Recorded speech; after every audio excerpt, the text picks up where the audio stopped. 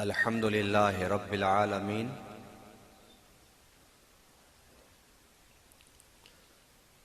والصلاة والسلام على سید الانبیاء محمد المصطفیٰ وعلى آلہ المجتبى اما بعد فاعوذ باللہ من الشیطان الرجیم بسم اللہ الرحمن الرحیم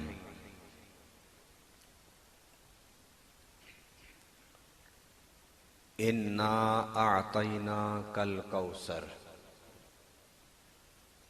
صدق اللہ العظیم قال رسول اللہ صلی اللہ علیہ وسلم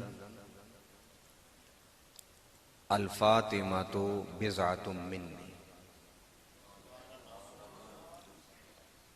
قال اللہ تعالی فی القرآن المجید والفرقان الحمید فَإِنَّهُ نَزَّلَهُ عَلَى قَلْبِكَ صدق اللہ وصدق رسولہ النبی الکریم قال اللہ تعالی فی شان حبیبہ مخبرا وآمرا ان اللہ وملائکتہ یصلون علی النبی یا ایھا الذین آمنوا صلوا علیہ وسلموا تسلیما اللہم صل علی سیدنا و مولانا محمد وعلی آل سیدنا و مولانا محمد وبارک وسلم وصلوا علیہ الصلاة والسلام علیک یا رسول اللہ الصلاة والسلام علیک یا نبی اللہ الصلاة والسلام علیک یا شفیع المذنبین وعلى آلک و اصحابک و اہل بیتک یا محمد رسول اللہ صلی اللہ علیہ وسلم۔ اللہ تعالیٰ کی توفیق سے رحمت للعالمین صلی اللہ علیہ وسلم کی نظر عنایت سے آج ہم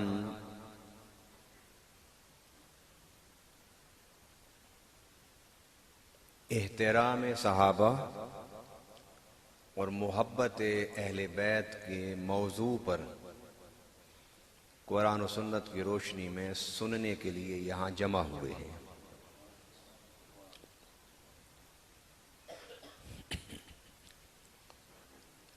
رب العالمین ان محفلوں میں ہمارا آنا، بیٹھنا، سننا، سنانا اپنی بارگاہ میں قبول فرمائے۔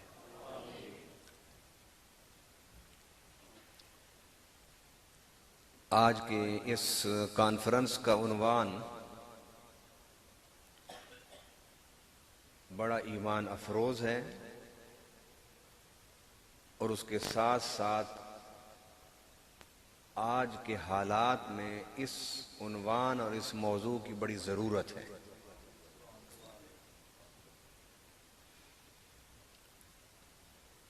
اس موضوع پر آگے بڑھنے سے پہلے قرآن پاک کی جو آیت میں نے تلاوت کی ہے اس کا سادہ ترجمہ۔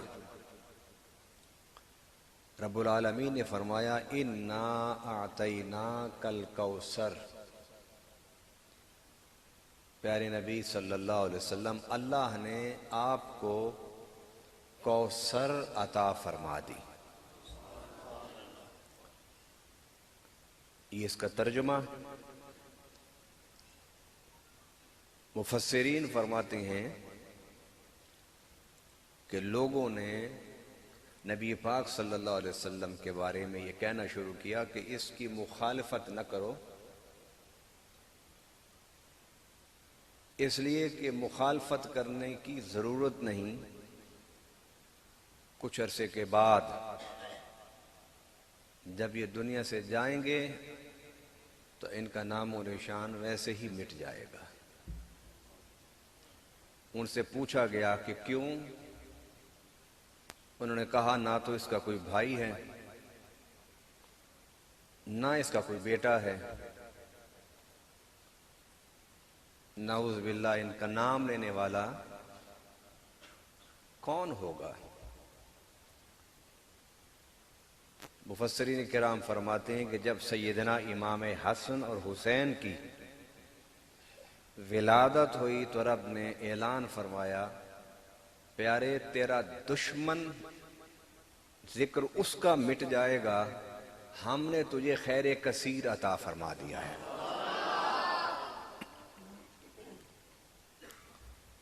کیونکہ اس آیت کے آخر میں ہے کہ اِنَّ شَانِئَکَ، بلند آواز سے اِنَّ شَانِئَکَ،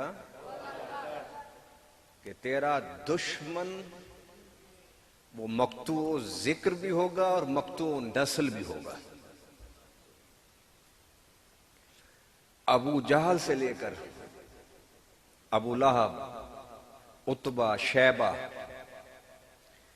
ان سب دشمنان رسول صلی اللہ علیہ وسلم کو دیکھتے جائیے، ان کی ہسٹری پڑھتے جائیے، 4 8 بیٹے ہونے کے باوجود نسل ختم ہو گئی۔ اور ہم سب کے آقا و مولا حضرت محمد رسول اللہ صلی اللہ علیہ وسلم کے بارے میں کہتے تھے کہ ان کا ذکر تو مٹ جائے گا۔ نادانوں ذرا قبروں سے آ کر دیکھو کہ میرے آقا کا ذکر مٹا ہے یا بڑا ہے، بلکہ ان کو قبروں میں ہی پتا ہوگا کہ ہر عاشق کی قبر میں بھی ذکر مصطفیٰ ہو رہا ہے۔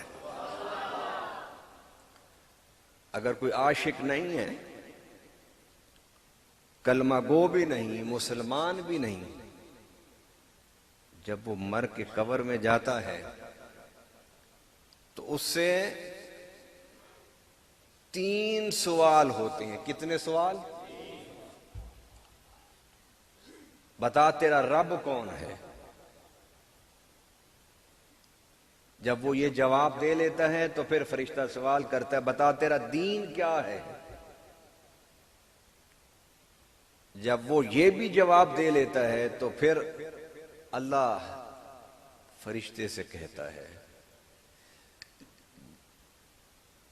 اس کو کہو کہ اب جو سوال ہو رہا ہے اس پر تیری نجات کا دار و مدار ہے۔ تو فرشتہ سوال کرتا ہے، ما کنت تقول فی حق ھذا الرجل محمد۔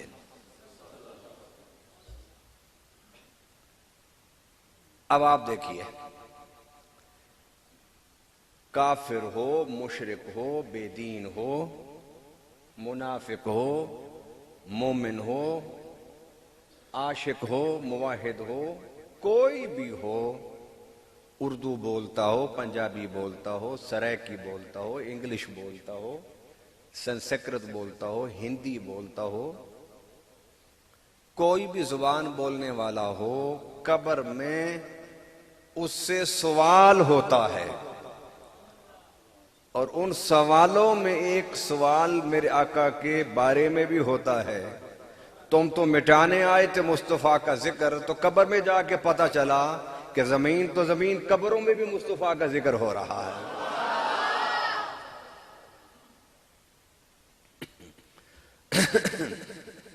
تو فرمایا اِنَّ شَانِئَکَ هُوَ الْأَبْتَرُ، پیارے تیرا دشمن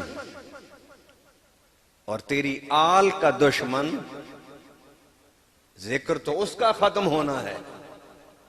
میں یہاں ضمناً ایک بات کرتا جاؤں، کیونکہ میں گزشتہ 16 سال سے میڈیا پر بیٹھ کے لوگوں کو اللہ کے رسول کی دین اور تبلیغ اور ہدایت کی بات کرتا ہوں۔ گزشتہ 10-12 سال سے میں نے ٹی وی سکرین سے ہٹ کر جلسوں میں بھی تقریر کرنا شروع کی۔ ہمارا کام ہے سمجھانا، جوڑنا، سیدھا راستہ دکھانا، حق کی بات بتانا، اور بھٹکے ہوئوں کو پکڑ کر حضور کے گنبد خضرا پر لانا۔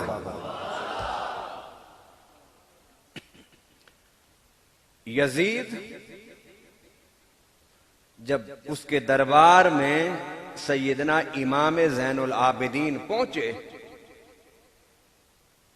تو اس نے کہا کہ یہ تو ساری عورتیں ہیں، یہ مرد کون ہے؟ کیونکہ اس کے ذہن میں یہ تھا کہ میں نے تو خانوادہ رسول کو مٹا دیا۔ تو سیدنا امام زین العابدین بیمار تھے، لیٹے ہوئے تھے، پوچھا یہ کون ہے؟ کہا یہ تو حسین کا بیٹا زین العابدین ہے۔ اس نے کہا کہ اس کو قتل کرو، تم نے اس کو کیوں چھوڑا ہوا ہے؟ تو سیدہ زینب کبریٰ سلام اللہ علیہا شیرنی کی طرح اٹھ کے کھڑی ہوئی۔ آپ نے فرمایا جو شہید ہو گئے وہ رب کی رضا پر شہید ہوئے، تیرے دربار میں بیٹھے ہوئے تجھ میں اور تیرے فوجیوں میں اگر ہمت ہے تو ذرا زین العابدین کا بال تو توڑ کے دکھائیں۔ ایک زین العابدین بچے، کتنے بچے؟ ایک زین العابدین بچے۔ آج ساتوں بر اعظموں پر میرے آقا کی اولاد موجود ہے، اور یزید جس کے 7 بیٹے تھے، یزید جس کے آج کہیں بھی اس کی نسل کی کوئی خبر، کیونکہ اِنَّ شَانِئَکَ هُوَ الْأَبْتَرُ۔ تو میں پیارے، جو تیرا دشمن ہوگا، تیری آل کا دشمن ہوگا، میں اس کو اس طرح کاٹ کے صاف کر دوں گا جس طرح کوئی گاجر اور مولی کاٹ کے پھینک دیتا ہے۔ تو امام حسن و حسین پیدا ہوئے تو رب کا قرآن بولتا ہے، فرمایا اِنَّا آتَيْنَاكَ الْكَوْثَرَ، پیارے ہم نے تجھے خیر کثیر دے دیا۔ اب زمین پر بھی تیرا ذکر، تیری آل کا ذکر، قبر میں بھی تیرا ذکر، اور حشر میں بھی، بلند آواز سے، حشر میں بھی، سینے کا زور لگا کے کیا یہ حشر میں بھی؟ کس طرح حشر میں ہوگا؟ میرے آقا صلی اللہ علیہ وسلم فرماتے ہیں الحسن والحسین سیدہ، جس کو یہ حدیث نہیں آتی میں اسے سننی نہیں مانتا۔ الحسن والحسین سیدہ شباب، میرے حسن اور حسین جنتی نوجوانوں کے سردار ہیں۔ اب جنت میں جا کے دیکھو، بغیر حسن و حسین کے نہیں جا سکو گے۔ تو پھر قیامت کے دن ذکر ہو رہے نہیں ہو رہے؟ جبرائیل آواز دیں گے، اے اہل معاشر اپنی نظریں جھکا لو۔ جبرائیل کیا آواز دیں گے؟ اے اہل معاشر اپنی نظریں جھکا لو۔ ادب سے سارے نظریں جھکا لیں گے، ادب سے سارے نظریں، لیکن دل میں سوال ہوگا کہ پل صراط پر تو بڑے لوگ گزرے ہیں، جبرائیل نے آواز نہیں دی، اب یہ کون آ رہا ہے کہ فرمائے جا رہے نظریں جھکا لو؟ قریشی صاحب یہ نقطہ بڑا توجہ طلب ہے۔ نظریں جھکا لو، سوال کرنے کی کسی میں جرت نہیں۔ نبی، رسول، صحابی، تابی، ولی، شہید، غازی، مجاہد، متقی، مومن، مسلم، سب اپنی نظریں جھکا لیں گے، مگر دل میں سوال ہوگا کہ آ کون رہا ہے عظمت والا؟ تو اللہ کہے گا جبرائیل ان کو بتا دو۔ تو جبرائیل کہیں گے کہ حسن و حسین کی اماں آ رہی ہے، سارے نظریں جھکا لو۔ تو میرے آقا صلی اللہ علیہ وسلم فرماتے ہیں کہ سب کی نظریں جھکی ہوئی ہوگی، مگر سادات کو اجازت ہوگی کہ اپنی شان والی اماں کو دیکھ لیں۔ وہ قیامت کے دن نظریں اوپر اٹھا کے دیکھیں گے کہ ہماری اماں کا گزر ہو رہا ہے۔ تو بتاؤ پھر قیامت میں اہل بیت کا ذکر ہے یا نہیں ہے؟ اچھا، اہل بیت کا دنیا اور قبر اور آخرت میں تو ذکر ہے ہی۔ مجھے کوئی بھی تم میں سے، علماء میں سے، فضلاء میں سے، اولیاء میں سے، غازیان اسلام میں سے، شہدائے دین متین میں سے، تابعین میں سے، صحابہ میں سے کوئی تو کھڑا ہو کے یہ اعلان کر کے ذرا مجھے دکھا دے کہ وہ یہ کہے کہ میں نماز تو پڑھوں گا لیکن مصطفیٰ اور اس کی آل پر درود نہیں پڑھوں گا، اور یہ بتا دے کہ پھر اس کی نماز بھی قبول ہوتی ہے یا نہیں ہوتی۔ اہل بیت پر جتنی کتابیں لکھی جاتی تھیں، ایک دور ایسا آیا کہ ان کتابوں کو جلا دیا جاتا، ان کتابوں کو دریا برد کر دیا جاتا۔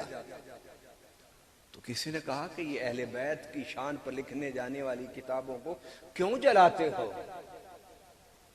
انہوں نے کہا کہ ہم یہ چاہتے ہیں کہ اہل بیت کا ذکر اور محبت لوگوں کے دلوں سے ختم ہو جائے، لوگوں تک اہل بیت کا ذکر نہ پہنچے۔ تو کسی عشق والے نے ان کو کہا، ارے نادانو، ساری کتابیں بھی تم دریا میں ڈال دو تب بھی اہل بیت کا ذکر ختم نہیں ہو سکتا، اس لیے کہ جب بھی کوئی سجدہ رکوع کر کے بیٹھے گا نماز میں، جب تک اللہم صلی علی محمد والا آل محمد نہیں پڑھے گا اس کی نماز نہیں ہوگی۔ اگر ذکر اہل بیت میں جانا چاہتے ہو تو پہلے نماز کو ختم کرو۔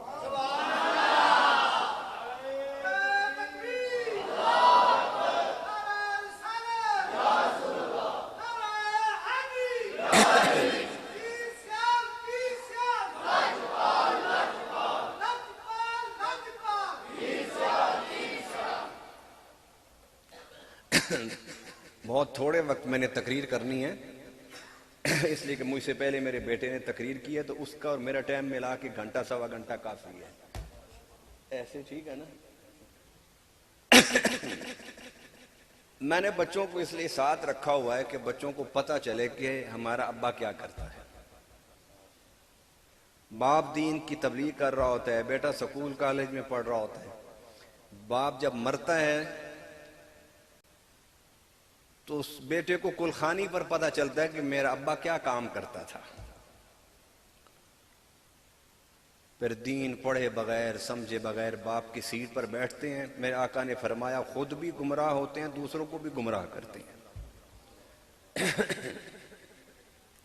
میں نے اپنے بچوں کی غیر نصابی سرگرمی ہوتی ہے نا، ایک تو پڑھنا پڑھانا ہوگا نا، درسی سرگرمی ہوتی ہیں، دوسری غیر نصابی۔ تو غیر نصابی سرگرمیوں میں عام بچے کوئی کرکٹ رکھتا ہے، کوئی فٹ بال رکھتا ہے، کوئی میپ لکھتا ہے، کوئی کارٹون بناتا ہے۔ میں نے کہا بیٹا آپ کی تعلیم ضروری ہے، کیونکہ علم کے بغیر آپ ہدایت نہیں دے سکتے کسی کو، تعلیم ضروری ہے، اور تعلیم کے بعد آپ کی غیر نصابی سرگرمی کیا ہے کہ قرآن پڑھو، حدیث پڑھو، تفسیر پڑھو، تاریخ پڑھو، صحابہ کو پڑھو، اہل بیت کو پڑھو، اور دیکھو کہ میں کیا کر رہا ہوں، تاکہ تمہیں پتہ چل جائے، زندگی میں سیکھ جاؤ کہ دین کی خدمت کرنی ہے۔ دین کی آپ نہیں چاہتے کہ علماء کے بچے دینی خدمت کریں؟ چاہتے ہیں آپ؟ تو بولیے نا، آپ نے دین کی، دین کے نام پر دکانداری نہیں چمکانی۔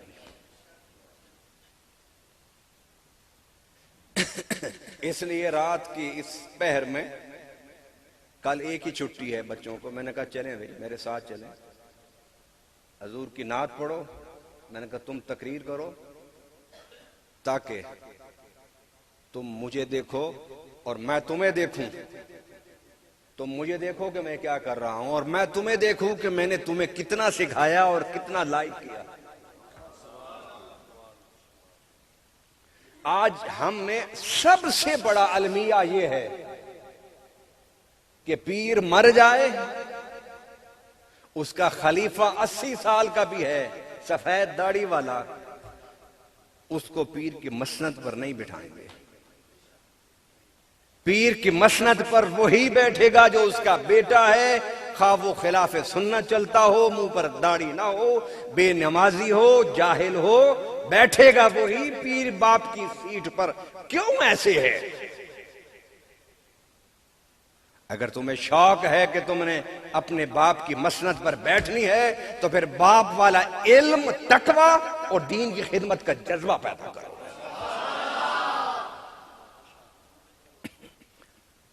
میں یہ نہیں سمجھتا کہ جو اپنی گدیوں پر اپنے جاہل بچوں کو بٹھا کے گئے ان کے ساتھ قبر میں کیا ہو رہا ہوگا، مگر میں یہ چاہتا ہوں کہ رب مجھ سے نہ پوچھے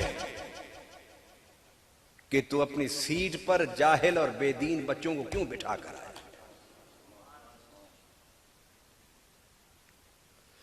اللہ اکبر۔ فرمایا نظریں جھکا لو کہ میرے نبی کی بیٹی کا گزر ہو رہا ہے۔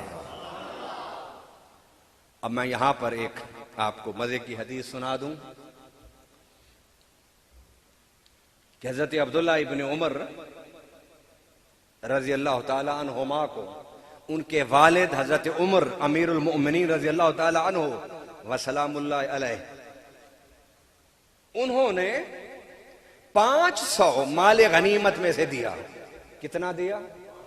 ذرا بلند آواز سے بولیے، باہر والے ذرا ٹھنڈی ہوا میں بیٹھے ہیں وہ بھی بول دیں تاکہ ذرا گرم ہو جائے گا ایمان کا جذبہ۔ حسن و حسین آئے تو ان کو کتنا دیا؟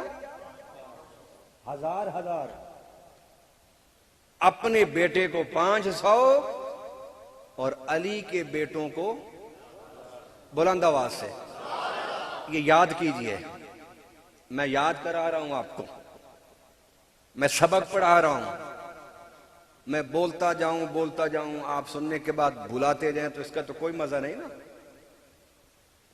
کچھ 2 سبق کی باتیں بھی یاد کر لو بھائی، اور یہی حدیث ہی یاد کر لو، میرا یقین ہے کہ قبر میں کوئی فرشتہ نہیں روکے گا۔ 1000 سیدنا امام حسن امام حسین کو مال غنیمت میں سے دیا، اور اپنے بیٹے کو کتنا دیا؟ بیٹا کہنے لگا ابا جان، مولا علی کی شادی تو مدینہ میں ہوئی ہے،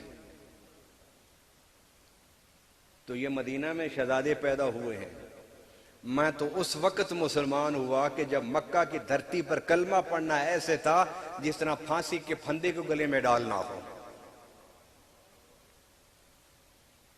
کلمہ پڑھنا ایسے تھا جس طرح انگاروں پر لیٹنا ہو۔ کلمہ پڑھنا ایسے تھا کہ جس طرح ہاتھ اور پاؤں میں میخیں گاڑنا ہو۔ کلمہ پڑھنا ایسے تھا کہ فاقوں اور بھوک کے راستے پر چلنا ہو۔ میں نے ہجرتیں کی، میں نے نبی کے ساتھ 30 غزوات لڑے۔ یہ شہزادے تو اس وقت ماں کی گود میں بھی کھیل رہے تھے۔ خدمات میری زیادہ اور ہدیہ ان کو زیادہ۔ میرا ایمان یہ کہتا ہے کہ حضرت عبداللہ ابن عمر رضی اللہ تعالیٰ عنہ خود نہیں بولے، رب نے کہا بول جا۔ تو بولے گا، عمر جواب دے گا تو قیامت تک کے لیے مسئلہ حل ہو جائے گا۔ ذرا بلند آواز سے کہیے، جو سیدنا عمر کو مانتا ہے بلند آواز سے کہے۔ سیدنا عمر فاروق رضی اللہ تعالی عنہ نے فرمایا ابوہما خیر من ابیکا و امہما خیر من امکا۔ اے میرے بیٹے عبداللہ، ان دونوں کی ریس نہ کرنا، اس لیے کہ ان کا باپ تیرے باپ سے بہتر، ان کی ماں تیری ماں سے افضل۔ فرمایا کہ پہلے ان جیسا باپ اور ماں لیا، پھر ان کی ریس کرنا، پھر ان کی ریس کرنا۔ اللہ کے بندو، اہل بیت کا کوئی مقابلہ ہو سکتا ہے؟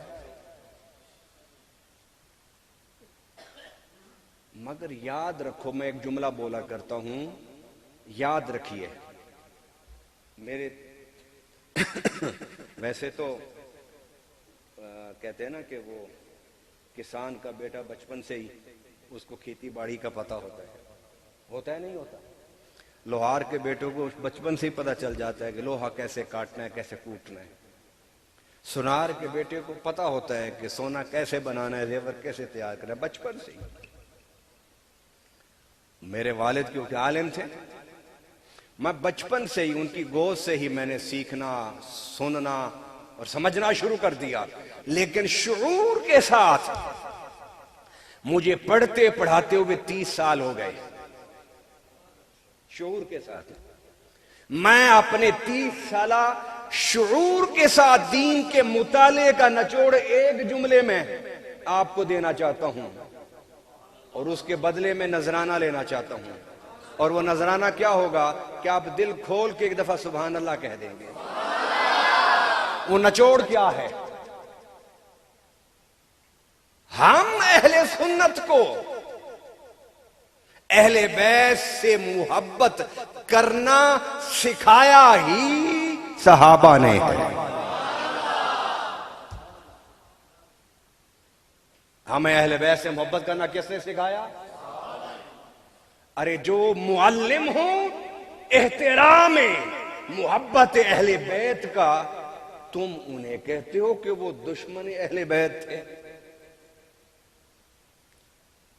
اللہ کی قسم میں ایک بات اس لیے نہیں کر رہا کہ میں اہل سنت ہوں، لیکن میں سچی بات رب کی قسم اٹھا کے آپ کو کہہ رہا ہوں، ہمارے مسلک میں کسی کی اہانت گستاخی تو دور کی بات ہے۔ ہم تو وہ لوگ ہیں کہ حضور کے در پر پھرنے والے اگر کتا بھی نظر آ جائے تو اس کی بھی مٹی کے لگنے والی خاک کو چوم لیتے ہیں۔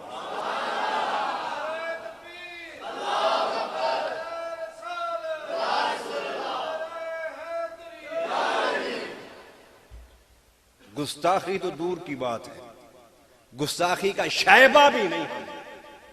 ارے شائبہ تو دور کی بات ہے، ہم تو حضور کی در اقدس کی گلیوں میں پھرنے والے کتوں کی خاک کو بھی اپنی آنکھ کا، بلند آواز سے، اپنی آنکھ کا۔ میں آپ کو حضور شیخ الاسلام خواجہ قمر الدین سیالوی کا ایک فرمان سناؤں آپ کو؟ جو سننا چاہتا ہے وہ دونوں ہاتھ کھڑے کر کے سبحان اللہ کہے۔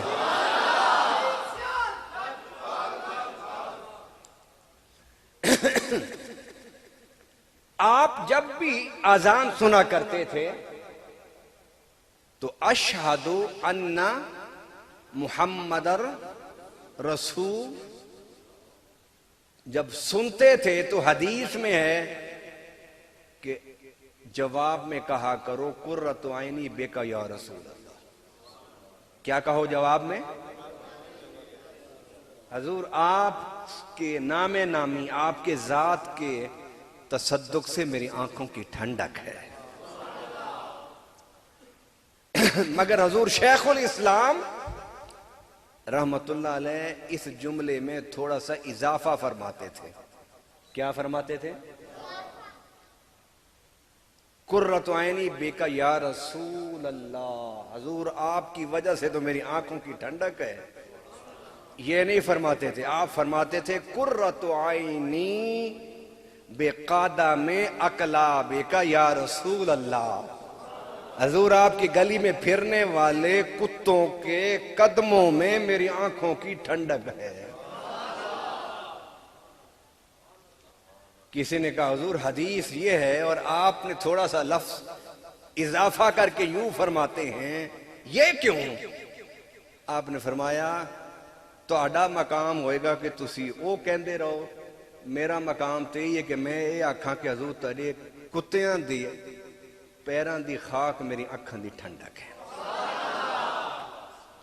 فرمانے لگے میں اس درجے کا نہیں ہوں، ابھی میں تو اس درجے پر بھی نہیں اپنے آپ کو سمجھتا کہ حضور کے در کے کتوں کی خاک بھی اپنی آنکھوں کی ٹھنڈک کہوں، مگر کہوں اس کے علاوہ تو کیا کہوں؟ تم کہتے رہو کہ قرۃ عینی بک یا رسول اللہ، لیکن قمر الدین مرتے دم تک کہتا رہے گا حضور آپ کے کتوں کی مٹی میری آنکھوں کی ٹھنڈک۔ نعرہ تکبیر، نعرہ رسالت، نعرہ تحقیق، نعرہ حیدری، لجپال لجپال۔ پیر سیال پیر سیال علماء حق اہل سنت. یہ شیخ الاسلام کا جو لفظ ہے نا یہ سجتا ہے حضور قمر الدین سیالوی پر. بعد میں جتنے اپنے آپ کو شیخ الاسلام کہتے رہیں مگر یہ لفظ ان پر سجتا نہیں ہے. یہ لفظ ان پر سجتا ہے. موضوع میرا ادھر ادھر جا رہا ہے، میری گھڑی پر بھی نظر ہے، اور میں جو سوچ کے آیا ہوں کہ کچھ ضروری باتیں آپ کو سمجھا کے جاؤں گا. تو سیدنا عمر فاروق رضی اللہ تعالی عنہ نے فرمایا کہ اے عبداللہ ان کی ریس نہ کرنا، ان کا ابا تیرے ابے سے، ان کی اماں تیرے اماں سے بہتر ہے. بتاؤ کس نے ادب سکھایا محبت اہل بیت کی؟ بلند آواز سے کہیے. سیدنا عمر فاروق نے. ٹھیک ہے، تو خدا کی قسم مجھے تو اہل بیت کا در ہی نظر نہیں آتا تھا، مجھے تو عمر فاروق پکڑ کے چھوڑ گئے. ایک اور حدیث سناؤں آپ کو، آپ نے پہلے سنی نہیں ہوگی پہلے نہیں سنی ہوگی، اور آپ نے بعد میں سچے سچے بتانا ہے کہ کس نے یہ حدیث پہلی سنی تھی. میں صرف 2 سال سے اس حدیث کو بیان کر رہا ہوں، بڑی مشکل سے تلاش کی میں نے یہ حدیث. سیدنا امام حسین رضی اللہ تعالیٰ عنہ وعلیہ السلام. یار اس پر بھی لڑائی ہو رہی ہے کہ علیہ السلام کہنا ہے یا رضی اللہ کہنا ہے. یار لڑنا چھوڑ دو. جن کا تم ذکر کر رہے ہو نا یہ لڑنے والے نہیں تھے، یہ پیار کرنے والے تھے. یہ لڑنا کہاں سے سیکھا ہے ہم نے؟ رضی اللہ عنہ. سنیے یہ بھی میں مسئلہ حل کرتا جاؤں. اللہ راضی ہو گیا. کیا ہو گیا؟ بلند آواز سے کہیے، بلند آواز سے. جو رضی اللہ ہوتا ہے نا وہی علیہ السلام ہوتا ہے. نہیں سمجھ آئی؟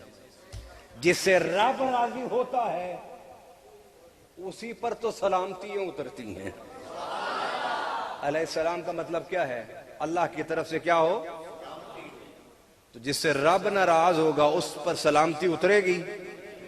یہ تو جھگڑنے والی بات ہی نہیں ہے، تو سمجھنے والی بات تھی. شاید سمجھایا نہیں کسی کو، ورنہ آپ تو بہت سمجھدار ہیں. ارے راضی اللہ ہو عنہ، اللہ راضی ہو گیا. جس سے رب راضی اسی پر تو سلام ہوتے ہیں، اور جس سے رب ناراض ہو اس پر سلام ہوتا ہے. میں اکثر کہتا ہوں شیعہ علماء کو، میرے پاس سارے آتے ہیں. کیوں آتے ہیں سارے؟ اس لیے کہ میں حضور خواجہ معین الدین چشتی اجمیری کا ماننے والا ہوں. وہاں سارے آتے تھے. میں کیوں ڈروں کسی سے کہ فلان آئے میرے پاس، فلان آئے. آؤ سارے آؤ، آؤ سارے آؤ، آتے جاؤ اور مصطفیٰ کی علم کی خیرات پاتے جاؤ. اللہ اکبر. مولا علی کرم اللہ تعالی وجہ الکریم، امام حسن امام حسین جمعے کی تیاری کر کے مسجد نبوی میں آئے، بیٹھ گئے. سیدنا امام حسین اٹھے سیدھا منبر پر. کدھر گئے؟ اور منبر پر بیٹھے تھے امیر المؤمنین سیدنا عمر فاروق رضی اللہ تعالی وعلیہ السلام. کیا فرق پڑتا ہے اس میں؟ میں آپ کو کہتا ہوں السلام علیکم، آپ کیا کہیں گے مجھے؟ تو آپ نے مجھ پر سلام بھیجا، میں نے تو عمر فاروق پر نہیں سلام بھیج سکتے؟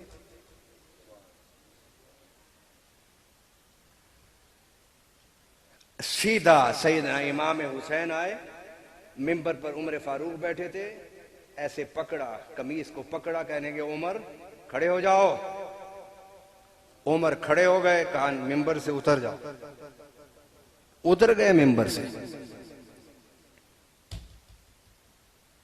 سیدنا علی کرم اللہ تعالی وجہ الکریم رضی اللہ تعالی عنہ وعلیہ السلام کھڑے ہو گئے. اور کہنے لگے عمر اللہ کی قسم میں نے اس کو کچھ نہیں کہا.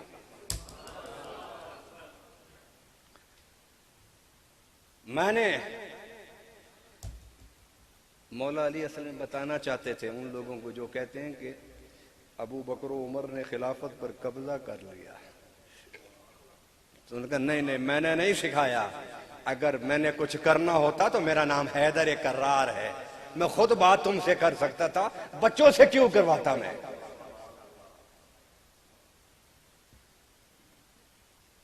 آپ خاموش ہو گئے, بیٹھ گئے, منبر سے اتر گئے.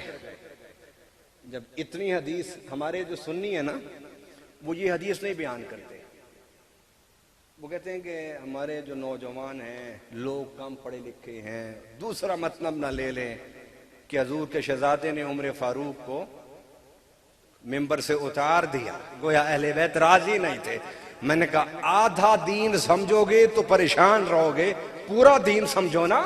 اتر گئے نیچے اور سیدنا امام حسین نے کہا عمر جاؤ اپنے نانا کے منبر پر بیٹھ کے خطبہ دو. بلند آواز سے کہو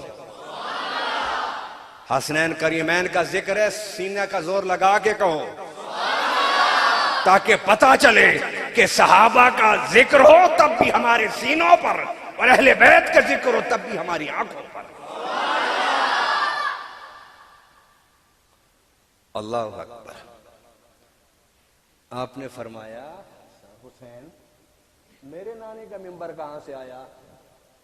آسمان کے نیچے زمین کے اوپر اگر منبر ہے تو صرف تیرے نانا کا ہے.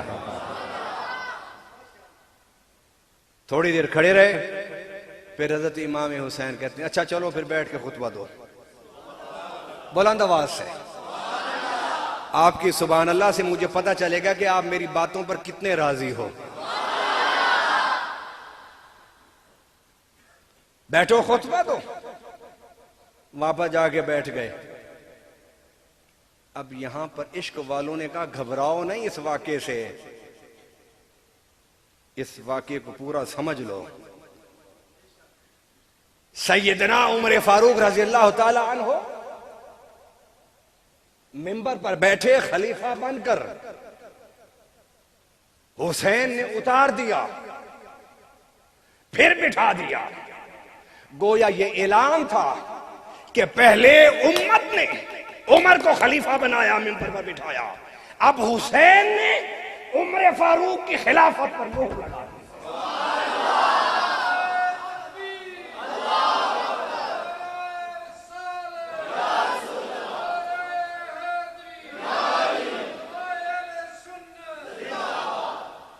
اب عمر کی خلافت پر مہر لگا دی.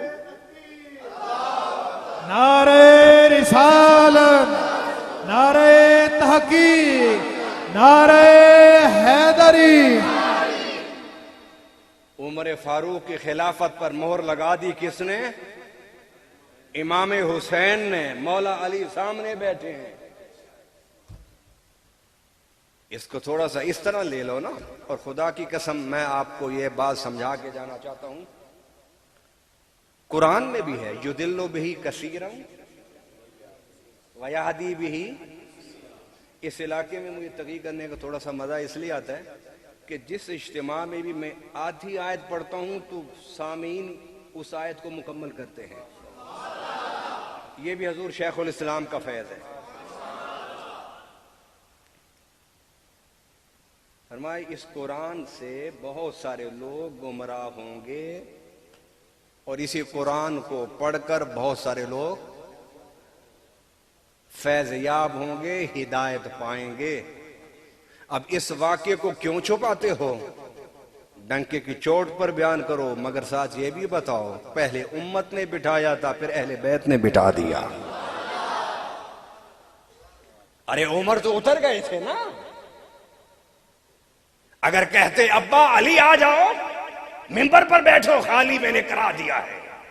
یہ نہیں کہا, اتار کر دوبارہ بٹھا کے قیامت تک اعلان کر دیا خبردار اہل بیت کی محبت کرنے والا وہ حلالی ہو نہیں سکتا جو عمر کی خلافت پر اعتراض کرے.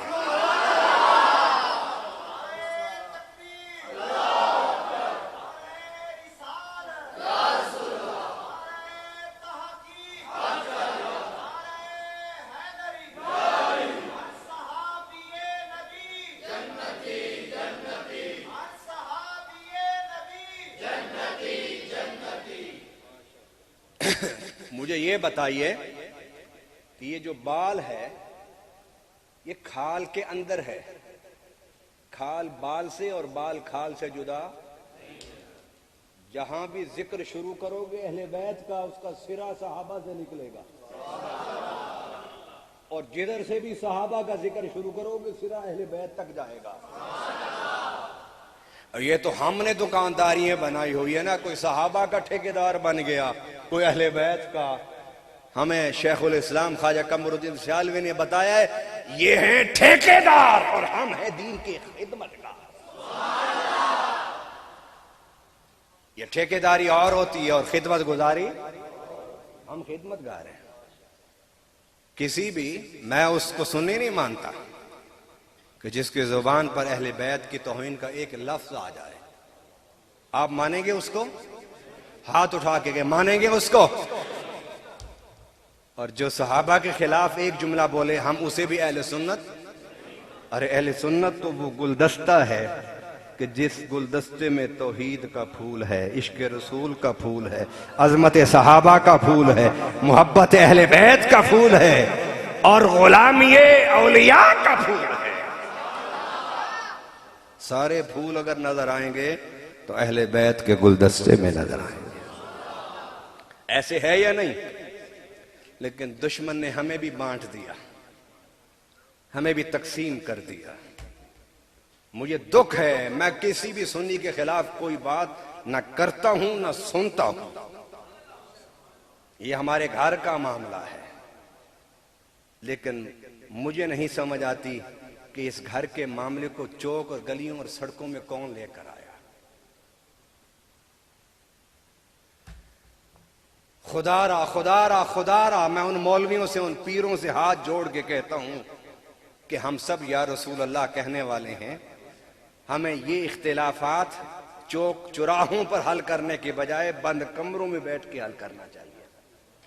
ایسا ہونا چاہیے نہیں ہونا چاہیے؟ اور آپ لوگ یہ اپنے اندر شعور پیدا کریں، اگر کوئی اہل سنت کا مولوی ممبر پر بیٹھ کے اہل سنت کو تقسیم کرنے کی باتیں کرے تو کھڑے ہو کے اس کی گستاخی نہ کرو، ہاتھ جوڑ دو خدا کے لیے کہ موضوع بدل دو۔ یہ تو کر سکتے ہو نا۔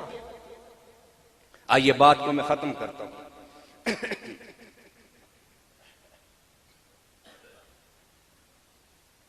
میں صرف یہ جو آخری بات کر رہا ہوں،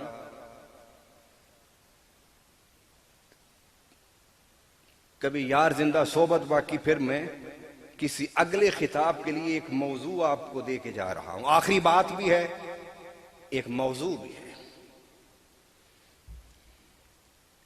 حضرت مولا علی کرم اللہ تعالی وجہ الکریم جب پہلی دفعہ رشتہ مانگنے گئے تو کس نے بھیجا تھا؟ نہیں پتا آپ کو؟ حضرت ابو بکر، عثمان و علی نے۔ مولا علی نے کہا مجھ میں جرت نہیں ہے کہ میں حضور سے کہوں میں جاؤ تم مانگو تو صحیح، بلکہ یہ تو دربار ایسا ہے کہ اسے بن مانگے ہی مل جائے۔ وہ تو دلوں کے بھید جانتے ہیں نا۔ مولا علی کرم اللہ تعالی وجہ الکریم گئے اور حضور بیٹھے تھے، سر جھکا کے بیٹھ گئے۔ حضور مسکرائے، فرمایا علی کس لیے آئے ہو؟ علی کس لیے آئے ہو؟ چپ علی۔ پھر پوچھا، چپ۔ کہ حضور آپ کی گود میں پلا ہوں، اپنے گھر میں ہی رکھ لو۔ آپ کی آغوش میں میں نے پرورش پائی ہے، میرا کون ہے آپ کے سوا؟ حضور نے فرمایا ٹھہر جاؤ۔ حضور نے آنکھیں بند کی، پھر آنکھیں کھول کے عرش کی طرف دیکھا، فرمایا جا علی تجھے مبارک ہو، عرش پر تیری منگنی کی خوشیاں ہو رہی ہیں۔ واپس آئے، علی کا چہرہ نکھرا ہوا تھا، چمک رہا تھا، دمک رہا تھا۔ ابو بکر نے سینے سے لگایا، عمر نے لگایا، عثمان نے لگایا۔ علی تیرا چہرہ بتاتا ہے کہ بات بن گئی ہے۔ تو پہلے مبارکباد دینے والے بھی وہ اور رشتہ مانگنے کے لیے بھیجنے والے بھی۔ اور دشمنان صحابہ کہاں بھاگ کے جاؤ گے؟ اللہ تمہارے دلوں کو صاف کر دے. دعائیں کیا کرو، ان سے نفرت نہ کیا کرو، نہ لڑا کرو، دعائیں کیا کرو. اللہ ان کے سینوں کو صحابہ کی محبت سے آباد کر دے. اس کے بعد فرمایا علی تمہارے پاس ہے کوئی شادی کا خرچہ خرچہ؟ کہ حضور میں تو آپ کے گھر رہتا ہوں، میرے پاس کیا ہوگا؟ فرمایا کچھ ہے. کہ حضور ایک زرہ ہے. فرمایا جاؤ عثمان کے پاس جاؤ. یہ میں باتیں ان کی کتابوں سے سنا رہا ہوں، حوالہ نہیں ہے میں دے رہا، لیکن ان کی کتابوں سے ہے. میں مناظرہ نہیں کرتا، میں نصیحت کرتا ہوں. مناظرے میں ضد آ جاتی ہے، نصیحت میں اللہ کسی نہ کسی وقت دل کو نرم کر دیتا ہے. ان کی کتابوں میں ہے یہ ساری باتیں، ہماری کتابوں میں تو ہیں ہی. عثمان غنی رضی اللہ تعالیٰ عنہ کے پاس گیا، کہا عثمان یہ زرہ میری لے لو، میں نے شادی کرنی ہے، خرچہ کرنا ہے. تو عثمان غنی فرماتے ہیں کہ دل میں نے سوچا کہ یہ تو زرہ 5-10 درہم کی ہے، تو اس سے شادی کیسے ہوگی علی کی؟ شہر خرچہ کرنا، گھر بنانا، ضرورت کا سامان لانا، ولیمہ کرنا. تو سیدنا عثمان غنی نے 550 کی بھی ذرا نہیں تھی، 500 درہم علی کو دے دیے. کہا علی یہ لو 500 درہم میں تمہاری ذرا خریدتا ہوں. اور حضور نے بھی عثمان کی طرف بھیجا، فرمایا تھا کہ عثمان میری باتیں سمجھتا ہے. جب علی جانے لگے تو حضرت عثمان نے کہا کہ میں نے تیری زرہ خرید کے 500 تجھے دے دیے، اب یہ زرہ میں تجھے واپس تحفے میں دیتا ہوں، زرہ بھی واپس کر. اور جاتے ہوئے کہا عثمان رضی اللہ تعالیٰ عنہ نے، علی گھبرانا نہیں، شادی کے لیے گھر بھی میں بنا دوں گا. گھر بھی بنا کے دیا. اور جب اب میں بڑے اختصار کے ساتھ، آپ نے اچھا کیا گھڑی میرے سامنے لگا، ورنہ میں نے رائے صاحب سے کہا تھا کہ مجھے 11:15 بجے بتا دینا ہے کہ 11:15 بج گئی ہے. اللہ اکبر. جب نکاح ہونے لگا تو میرے آقا نے فرمایا علی جاؤ ابو بکر عمر عثمان کو بلا کے لاؤ. یا رسول اللہ کیوں؟ آ جائیں گے، بلایا ہوا ہے شادی میں. فرمایا شادی کے لیے نہیں، گواہی کے لیے. تاریخ کی کتاب تو پڑھو یار. مولا علی کی شادی کے گواہ بھی ابو بکر و عمر عثمان ہیں. ایک دفعہ خاتون جنت مولا علی میں اختلاف ہو گیا، تو خاتون جنت اپنے بچوں کو لیا اور حضور کے گھر آ گئی. تو مولا علی پیچھے سے وہ بھی آ گئے، لیکن گھر نہ آئے. گھر سامنے مسجد نبوی کے تھا، تو مسجد نبوی میں آ کے بیٹھ گئے. ابھی نماز میں وقت تھا تو بیٹھے بیٹھے نیند آ گئی بچوں کی محبت میں. ضد نہ کیا کرو مردو، ضد نہ کیا کرو. اگر جڑیں مرد ہو تو پھر کسی طاقتور سے لڑا کرو، ان بیویوں سے عورتوں سے نہ لڑا کرو. جو تمہاری بیوی ہے وہ کسی کی بیٹی ہے، جو تمہاری بیوی ہے کسی کی بہن ہے.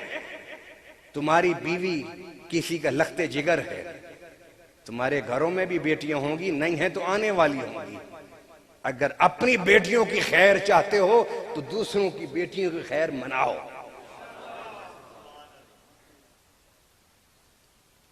اللہ اکبر. حضور صلی اللہ علیہ وسلم کو پتہ تو چل گیا کہ دونوں میاں بیوی میں کوئی تھوڑا سا اختلاف ہو گیا. اب اس پر بھی یہ کہانی کہتے ہیں اختلاف کیوں ہوا؟ کبھی وہ انسان نہیں تھے؟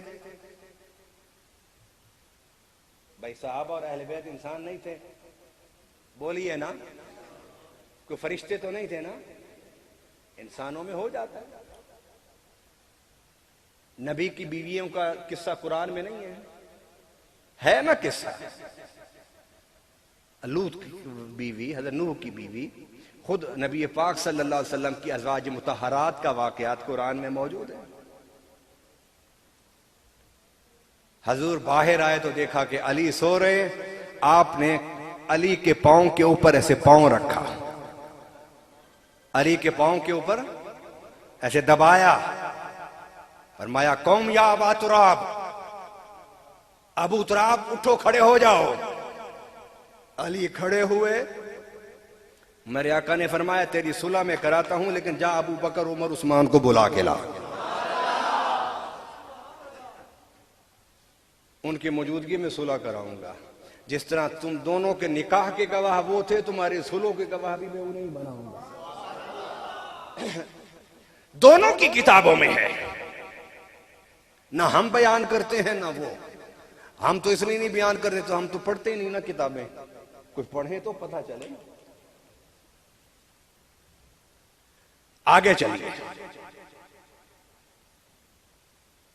مولا علی کرم اللہ تعالی وجہ الکریم کے 27 اولاد تھی۔ کتنی اولاد تھی؟ 27 بچوں میں ایک بچے کا نام ابو بکر، دوسرے کا نام عمر، تیسرے کا نام عثمان۔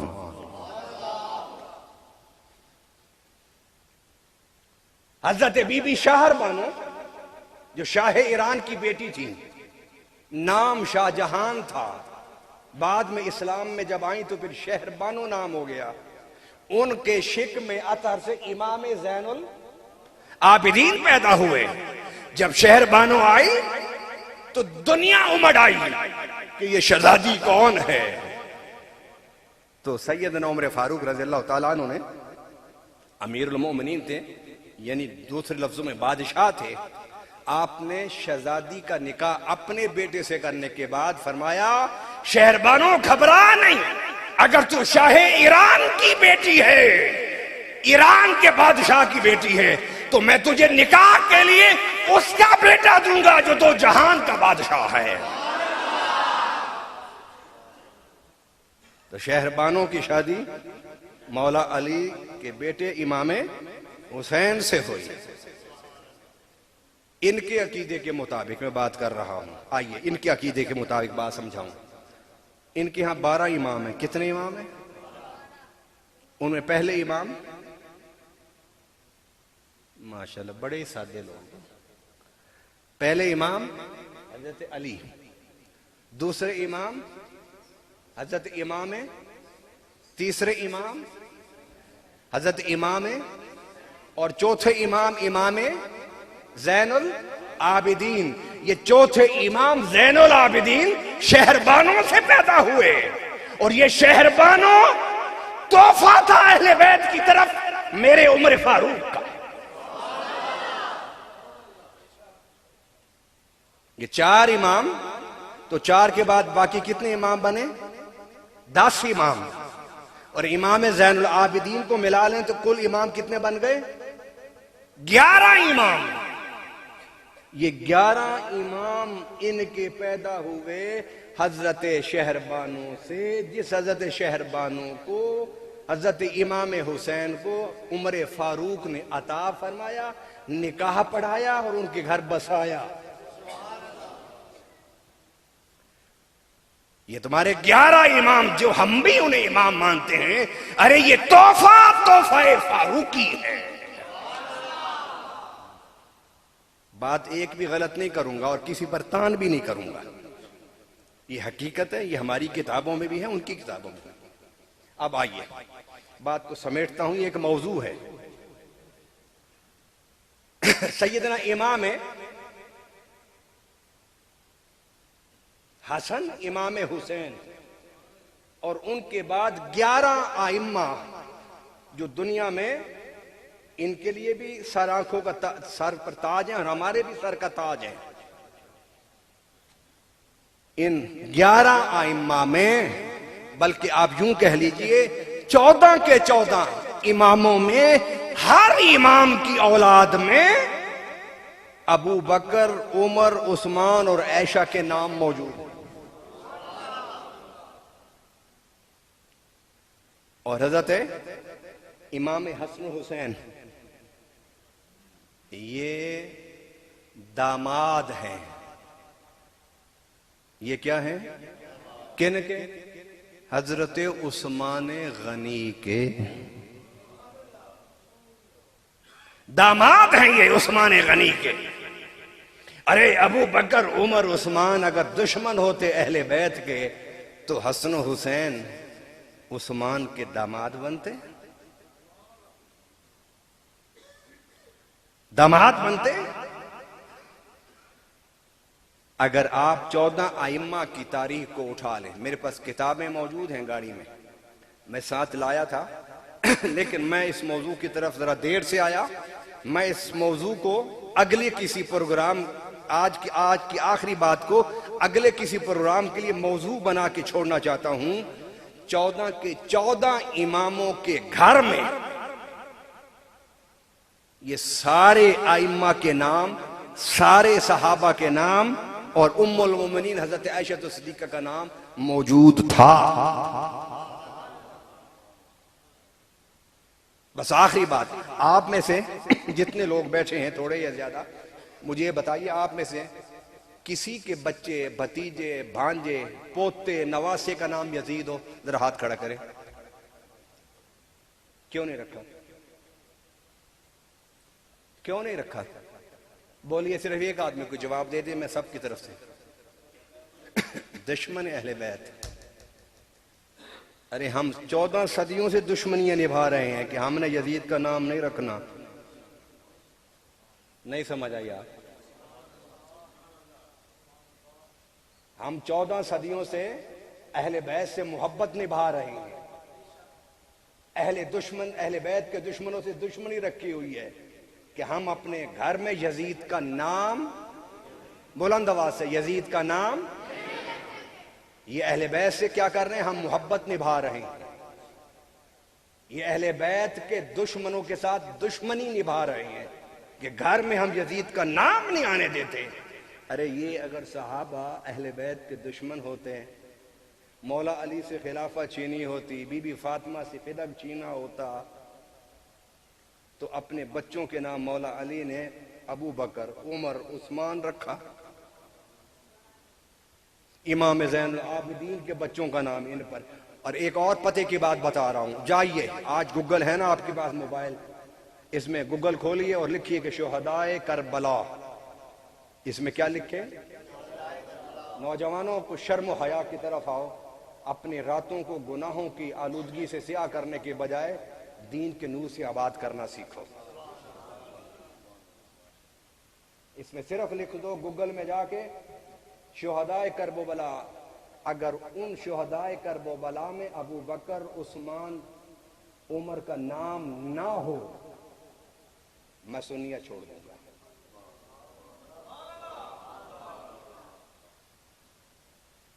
اگر شہدائے کربلا میں جو امام حسین پر قربان ہوئے، مولا علی اور امام حسن کے بچوں کے حوالے سے لکھا ہے کہ ان کے فلاں فلاں فلاں بیٹے کربلا میں امام حسین پر قربان ہو گئے۔ ان قربان ہونے والے بچوں میں نام ہے، ایک کا نام ابو بکر ہے، ایک کا نام عمر ہے، ایک کا نام عثمان ہے۔ واہ علی، تو اتنا بہادر ہو کے ڈر گیا؟ نعوذ باللہ، نعوذ باللہ، نعوذ باللہ، تو ڈر گیا۔ ارے جو راہ مذہب سے نہ ڈرا، اس نے کسی سے کیا ڈرنا تھا؟ یہ کہتے ہیں کہ تیرے گھر کو جلایا، تیرے بیٹے محسن کو مارا، تیری بیوی پر تشدد کیا، تیرے گلے میں رسہ ڈال کے مدینہ میں گھسیٹا، تو عجیب آدمی ہے۔ نعوذ باللہ، تو عجیب آدمی۔ میں ان کو سمجھانے کے لیے کہہ رہا ہوں، میری کیا مجال کہ میں علی سے ایسی بات کروں کہ تیرے گھر کو اجاڑنے والے، خلافت چھیننے والے، باغ فدق پر قبضہ کرنے والے، تو ان کے ناموں پر اپنے بچوں کے نام رکھ رہا ہے۔ ہم تو تمہاری دشمنی کو دشمنی اپنی سمجھ کر اور تمہاری محبت کی بنیاد پر اپنے سینوں میں تمہاری محبت رکھے، ہم تو تمہارے کسی دشمن کا نام اپنے بچوں کا نام رکھنے کے لیے تیار نہیں۔ اگر کوئی رکھ دے تو قطع تعلقی کر لیتے ہیں۔ آپ کیسے امام ہیں؟ نہیں سمجھ آئی؟ یقیناً امام علی بڑی شان والے، بڑی جرت والے، بڑی بہادری والے، ہرگز وہ دشمن نہیں تھے صحابہ کے، اور نہ صحابہ دشمن تھے ان کے، وہ تو شیر و شکر تھے۔ وہ کیا تھے؟ شیر و شکر تھے۔ یہ جتنی میں نے آخری جو 2-4 منٹ بات کی ہے، یہ سب ہم سب کی کتابوں میں ہے، لیکن خدا کے لیے ہمیں پڑھنے کی توفیق ہو نا۔ میں تو کہتا ہوں، آپ سے بھی کہتا ہوں کہ آپ کسی عالم مقرر کی بات نہ مانیے۔ آج ہر بات موبائل کے اندر موجود ہے۔ میں اپنے ان دوستوں کو بھی کہتا ہوں کسی ذاکر کی بات نہ مانو خدا را، اس لیے کہ قبر میں کسی ذاکر نے نہیں آنا، قبر میں اللہ کی پہچان، دین کی معرفت اور مصطفیٰ کی غلامی بچائے گی۔ اپنے عقیدے کو درست کرو، خدا را اپنے دلوں کو صحابہ اور اہل بیت کی محبت سے آباد کرو، محبت سے آباد کرو، محبت سے شاد کرو۔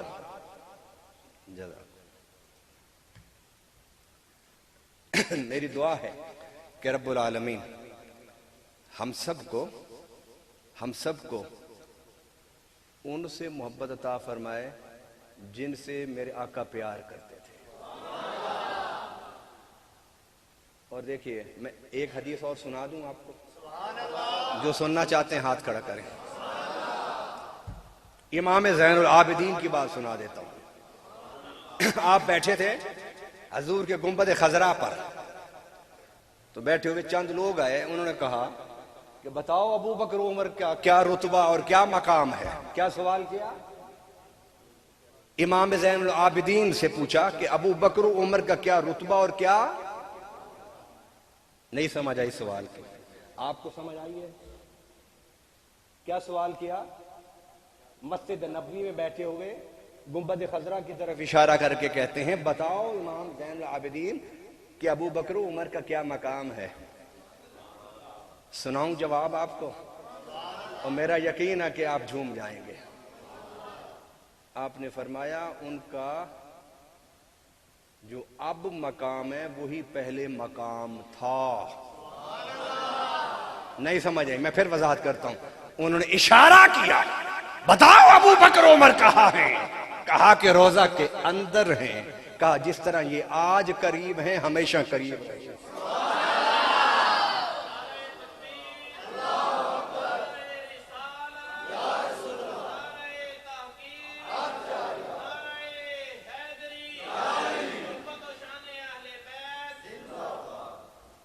فرمایا کہ تم مجھ سے پوچھتے ہو کہ ان کا کیا مقام ہے یا کیا مقام تھا، دیکھنا ہے تو آج دیکھ لو، جو آج مقام ہے یہی پہلے مقام تھا۔ آج بھی ساتھ ہے اور کل بھی۔ وَقَضَا نُحْشَرُ يَوْمَ الْقِيَامَةِ، میرے آقا نے فرمایا ہم اس طرح، دونوں چل رہے تھے مدینہ کی گلی میں تینوں، فرمایا ہم اسی طرح جئیں گے، اسی طرح مریں گے، اسی طرح اٹھیں گے۔ اور اس سے پہلے ایک حدیث ہے، فرمایا تم جانتے ہو کہ حضور کہاں پیدا ہوئے؟ کہاں پیدا ہوئے؟ مکہ میں۔ وصال کہاں ہوا؟ مدینہ میں۔ اور مدفن کہاں پر ہے؟ عائشہ کا، ام المؤمنین رضی اللہ تعالی عنہا کا حجرہ مبارک۔ کیوں؟ پیدا مکہ میں ہوئے، دفن یہاں ہوئے۔ فرمایا اس لیے کہ جہاں سے مٹی لی جاتی ہے دفن بھی وہیں کیا جاتا ہے۔ فرمایا بس یہیں تو رک کیوں جاتے ہو؟ آگے بھی تو دیکھ لو، جو دائیں بائیں سوئے ہوئے ہیں، اس کا مطلب یہ ہے کہ جب اللہ نے کہا ہوگا مٹی لاؤ، میں مصطفیٰ کا رخ والضحیٰ سجانا چاہتا ہوں، تو رب نے کہا ہوگا مٹی ذرا چوکھی لے کے آئیں، اس لیے کہ ایک مکھڑا مصطفیٰ دا، دوسرا صداقت دا، تیسرا عمر فاروق۔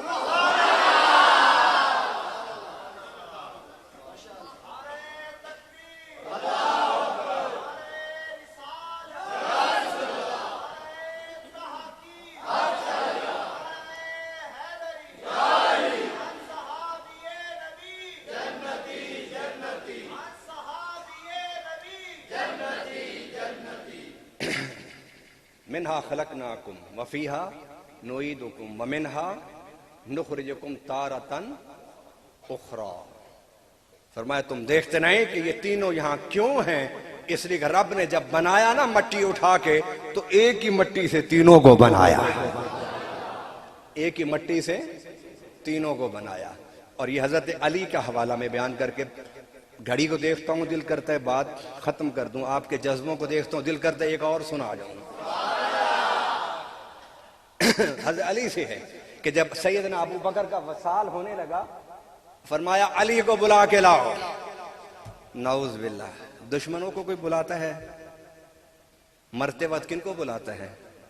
اپنے پیاروں کو، بیٹوں کو، بیوی کو، جو جس سے زیادہ پیار ہوتا ہے اسی کو بلائے۔ فرمایا مولا علی کو بلا کے لاؤ، میرا آخری وقت ہے۔ علی آئے، کہا علی تیرے ان ہاتھوں نے مصطفیٰ کو غسل دیا ہے، مجھے بھی غسل تو دینا۔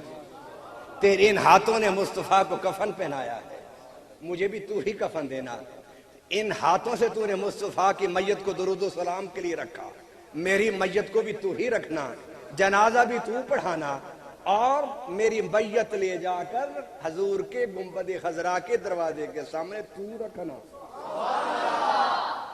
اور رکھنے کے بعد عرض کرنا یا رسول اللہ صلی اللہ علیہ وسلم آپ کا یار غار آیا ہے، آپ کا۔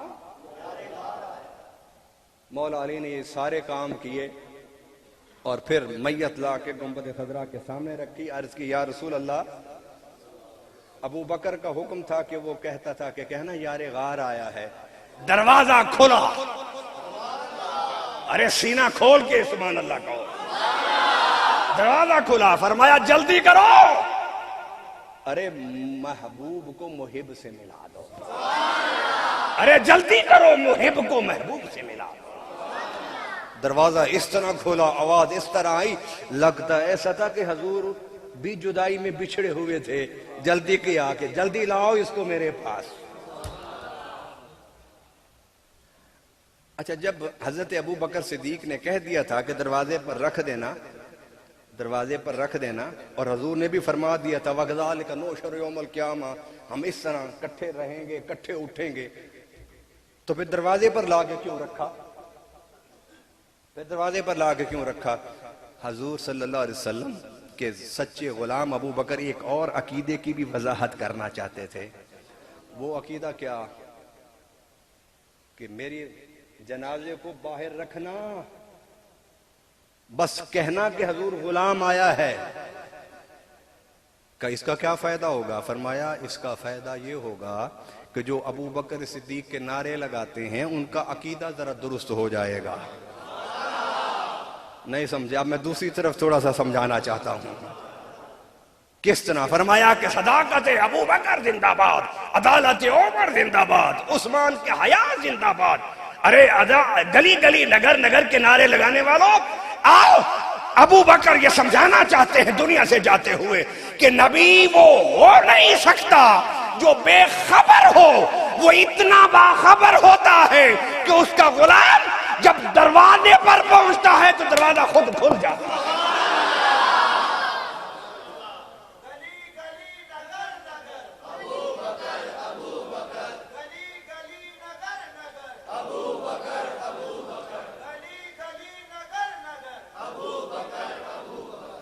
فرمایا کہ ابو بکر یہ عقیدہ صاف کرنا چاہتے تھے کہ اگر مجھ سے پیار کرنا ہے تو یہ عقیدہ بنا لو کہ نبی قبر میں ہوں تو تب بھی سب کچھ جانتے ہیں۔ وہ کیسے سن لی آواز مولا علی کی؟ انہوں نے کہا کہ حضور آپ کا یار غار آیا ہے، تو سنا تو دروازہ کھولا نا، دروازہ تو پھر کھولا نا، اور پھر میرے آقا کا حکم تو دیکھیے کہ کنڈی کسی نے کھولی نہیں، کنڈی خود کھلی۔ کہا کہ تو کیسے کھل گئی؟ کہنے لگے جب آقا نے فرما دیا تو میں کسی کھولنے والے کا انتظار کیسے کرتی؟ میں نے کہا تاخیر نہ ہو جائے، بس ادھر مصطفیٰ کا حکم آیا، ادھر کنڈی کھولی، دروازہ کھل گیا۔ ارے صحابہ کو وہ ماننے والے ہوتے ہیں جو صحابہ کا عقیدہ رکھیں۔ صحابہ کا عقیدہ یہ ہے کہ نبی زمین پر ہو تو عرش تک جانتے ہیں، عرش پر ہوں تو زمین کو جانتے ہیں، زمین کے اوپر ہوں تب بھی سب کچھ جانتے ہیں، قبر کے اندر ہوں تب بھی جانتے ہیں کہ میرا یار غار آ گیا۔ اللہ اکبر۔ یہ تو اتنا پیارا ذکر ہے کہ ختم ہی نہیں ہوتا۔ اللہ ہم سب کو ان پیاروں کے ساتھ، حضور کے عاشقوں کے ساتھ، صحابہ کے ساتھ، تابعین کے ساتھ سچی محبت عطا فرما دے. وما لینا الا البلاغ المبین. اللہم صلی علی سیدنا مولانا محمد وعلی آل سیدنا مولانا محمد مبارک وسلم وصلو علیہ. اے باری تعالیٰ، اہلیان چک نے جو یہ خوبصورت پروگرام ترتیب دیا، اللہ ان کے گھروں میں برکت عطا فرما دے. فرحان کے دادا اور دادی کے لیے دعا کریں جن کی ایصال ثواب و مغفرت کے لیے محفل کی گئی. اللہ ان کی مغفرت فرما، اور ان کے ساتھ جتنے لوگوں نے اس پروگرام کا اہتمام کیا، اللہ ان سب کے جو دنیا سے جائے ہوئے ماں باپ، رشتہ دار، آئزہ قارئ، ان سب کی بخشش فرما دے. اہل بیت کے محبت کا صدقہ سب کی مغفرت فرما دے. رسول اللہ کے اہل بیت کا صدقہ سب کی محبت، سب کی بگڑیاں سنوار دے. سیدنا ابو بکر صدیق، عمر فاروق، عثمان غنی، مولا علی، امام حسن حسین، امام زین العابدین، امام باقر، امام جعفر، امام جتنی بھی ائمہ ہیں، اللہ قیامت تک تیرے پیارے نبی صلی اللہ علیہ وسلم کی اولاد ہے، سب کے درجات کو بلند فرما دے. اہل بیت کی محبت کا صدقہ اللہ ہمارے ایمان کو درست فرما دے. اے اللہ ہمیں صحابہ کی غلامی عطا فرما، صحابہ کی غلامی عطا فرما، صحابہ کی غلامی عطا. ہمارے ملک میں استحکام عطا فرما، ہمارے ملک میں امن عطا فرما. اے اللہ ہم سب کو صحابہ کی محبت پر جمع فرما دے، ہم سب کو اہل بیت کی محبت پر جمع فرما دے، ہم سب کو حضور کی غلامی پر جمع فرما دے، ہم سب کو اللہ کی توحید پر جمع فرما دے. اے اللہ ہمیں اولیاء کرام سے وابستگی عطا فرما دے. اے اللہ جنہوں نے تھوڑا خرچ کیا، زیادہ خرچ کیا، سب کی جھولیوں کو بھر دے، کروڑوں کروڑوں عطا فرما دے. ان کے گھروں میں امن عطا فرما، ان کے گھروں میں سکون عطا فرما، ان کے گھروں میں قرار عطا فرما. اے اللہ جو دور سے آئے، قریب سے آئے، سب کی جھولیوں کو بھر دے. میرے ساتھ جو ساتھی لاہور سے ہیں، اللہ ان کی بھی مشکلات کو آسان فرما، ان کو بھی رزق عطا فرما. اے باری تعالیٰ جنہوں نے صدارت کی، ساتھ بزرگ بیٹھے ہیں، دائیں بائیں جتنے ہیں، اے اللہ ہم سب کا خاتمہ ایمان پر فرما، ہم سب کا خاتمہ ایمان فرما. اے اللہ یہ جو نوجوان ہیں، اے اللہ یہ جو نوجوان ہیں ہمارے مسلک کے ابابیل ہیں، اے اللہ ان کو قوت عطا فرما، ان کو طاقتیں عطا فرما، ان کو ہمارے مسلک کا پاسبان بنا دے، انہیں ہمارے مسلک کا محافظ بنا دے. اے باری تعالیٰ ہم سمجھتے ہیں کہ ہم تیرے دین کی حفاظت کر رہے ہیں، ہم فانی لوگ ہیں، دنیا سے چلے جانا ہے. تو نے اپنے دین کی حفاظت خود کرنی ہے. اپنے دین کی حفاظت کے لیے تو نے خود بندے پیدا کر دینے ہیں، تو نے خود لوگ کھڑے کر دینے ہیں. ہمارے بچپن اور جوانی میں بڑے علماء تھے، بڑے علماء تھے. ہم سوچتے تھے کہ یہ دنیا سے چلے گئے تو ہمارے مسلک کا کیا بنے گا، لیکن اللہ جس کو چاہتا ہے اپنے مسلک کی خدمت کی توفیق دیتا ہے. اے اللہ جتنے علماء، جتنے مشائخ تیرے پیارے حبیب کے دین کا کام کر رہے ہیں، سب کی حفاظت فرما. اہل سنت کو اتحاد عطا فرما، اہل سنت کو اتحاد عطا فرما. اہل سنت کی لڑائیوں کا خاتمہ فرما، ہمارے آپس کی جھگڑوں کا خاتمہ فرما، اور جو اس جھگڑوں کو پھونک مار کے بڑھا رہے ہیں، اللہ ان کو ہدایت نصیب فرما دے، اللہ ان کو ہدایت نصیب فرما دے. اس علاقے والوں پر اپنی رحمت فرما دے. ہماری مسلح افواج کو قدم قدم پر کامیابی عطا فرما. اے اللہ سرحدوں پر، بلوچستان میں جہاں جہاں دہشت گرد اس ملک کے لیے، اس ملک کے خلاف کام کر رہے ہیں، اللہ ان کو دہشت گردوں کا خاتمہ فرما. ہماری فوج کو طاقت عطا فرما، ہماری فوج کو قوت عطا فرما. اے اللہ جہاں ہماری فوج قدم رکھے، اپنی طرف سے فتح عطا فرما دے. ہمارے ملک میں غربت بڑھ رہی ہے، اللہ اس غربت کا خاتمہ فرما. مہنگائی بڑھ رہی ہے، اللہ اس مہنگائی کا خاتمہ فرما. غریب پریشان ہے، تیری امت کا غریب پریشان ہے، اللہ اپنے حبیب کا صدقہ ہمیں عطا فرما دے، ہمیں اپنے حبیب کا صدقہ عطا فرما دے. آخری دعا کر رہا ہوں، اے اللہ ہمیں زندگی صحت کے ساتھ عطا فرما، خاتمہ ایمان کا فرما، قبر میں پیارے آقا کا دیدار عطا فرما، اور میدان حشر میں حضور کی شفاعت نصیب فرما. صلی اللہ تعالیٰ علی خیر خلقہ محمد و آلہ وصحبہ اجمعین.